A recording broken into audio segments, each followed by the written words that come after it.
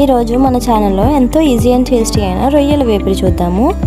First మన రొయ్యల్ని శుభ్రంగా clean చేసుకొని తగినంత ఉప్పు, పసుపు, కారం యాడ్ చేసుకోవాలి.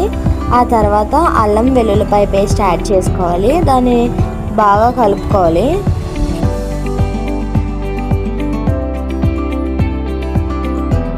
ఆ తర్వాత కొద్దిగా నిమ్మరసం యాడ్ చేసుకోవాలి. చేసుకున్న తర్వాత కాస్తంత పెరుగు కూడా యాడ్ చేసుకుంటే మంచిగా టేస్ట్ వస్తుంది. ఆ తర్వాత కొద్దిగా మైదా పిండి యాడ్ చేసుకోవాలి. యాడ్ చేసుకున్న తర్వాత బాగా మిక్స్ చేయాలి. మిక్స్ చేసిన తర్వాత ఇప్పుడు బాగా వేడెక్కిన ఆయిల్లో మన ప్రాన్స్ని డీప్ ఫ్రై చేసుకోవాలి.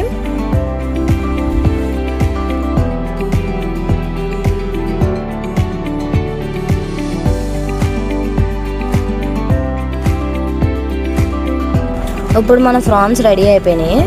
లాస్ట్లో మనం కరివేపాకు వేసుకొని సర్వ్ చేసుకుంటే ఎంతో టేస్టీ అయిన ప్రాన్స్ ఫ్రై అయిపోయినట్టే.